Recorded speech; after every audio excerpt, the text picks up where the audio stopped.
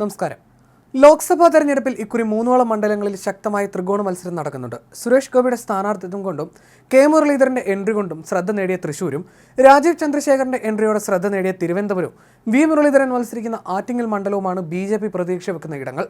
പാലക്കാട്ടും കാസർഗോഡും ബി.ജെ.പിയുടെ A class മണ്ഡലങ്ങളാണ് താനും. മോദിയുടെ guarantee മുദ്രാവാക്യമാക്കി കളത്തിലിറങ്ങിയ BJP സ്ഥാനാർത്ഥികൾക്ക് ഊർജ്ജം പകരുന്ന സർവേ ഫലമാണ് പുറത്തുവന്നത്.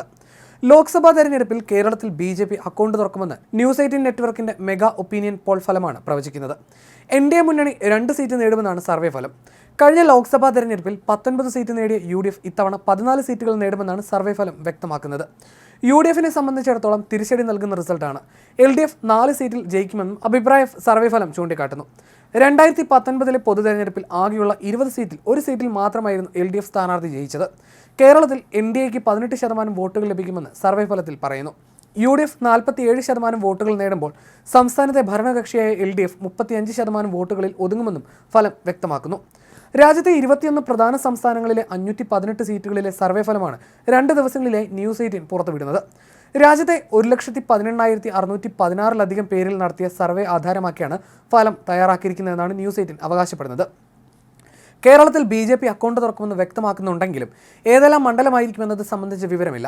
കഴിഞ്ഞ ദിവസം പുറത്തുവന്ന ABP ന്യൂസ് വോട്ടർ അഭിപ്രായ സർവേയിൽ യു.ഡി.എഫ് 20 സീറ്റ് നേടുമെന്നായിരുന്നു പ്രവചനം. ബി.ജെ.പിക്ക് ഇത്തവണയും അക്കൗണ്ട് തുറക്കാനാവില്ലെന്നും സർവേ പ്രവചിച്ചിരുന്നു. യു.ഡി.എഫ് 44.5% വോട്ട് നേടുമ്പോൾ എൽ.ഡി.എഫിന് 31.4% വോട്ട് ലഭിക്കുമെന്നും എൻ.ഡി.എക്ക് 18% വോട്ട് ലഭിക്കുമെന്നുമായിരുന്നു പ്രവചനം. അതേസമയം ന്യൂസ് 18 സർവേയിലെ ഉത്തർപ്രദേശിലെ ഫലവും പുറത്തുവിട്ടിട്ടുണ്ട്.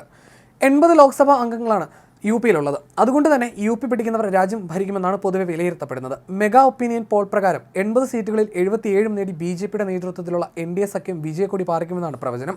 സമാജ്വാദി പാർട്ടിയും കോൺഗ്രസും അടങ്ങിയ എൻ.ഡി.എ സഖ്യം 2 സീറ്റുകളിൽ ഒതുങ്ങുമെന്നും ഒറ്റയ്ക്ക് മത്സരിക്കുന്ന ബി.എസ്.പിക്ക് 1 സീറ്റ് കൊണ്ട് തൃപ്തിപ്പെടേണ്ടി വരുമെന്നും സർവേ ഫലം ചൂണ്ടിക്കാട്ടുന്നു. അഭിപ്രായ വോട്ടെടുപ്പ് അനുസരിച്ച് ബി.ജെ.പി നേതൃത്വത്തിലുള്ള സഖ്യം സംസ്ഥാനത്ത് 57% വോട്ടുകൾ നേടിയേക്കാം. അതേസമയം എൻ.ഡി.എ സഖ്യം 26%, ബി.എസ്.പി 9%, മറ്റുള്ളവർ 8% വോട്ടുകൾ നേടിയേക്കാം.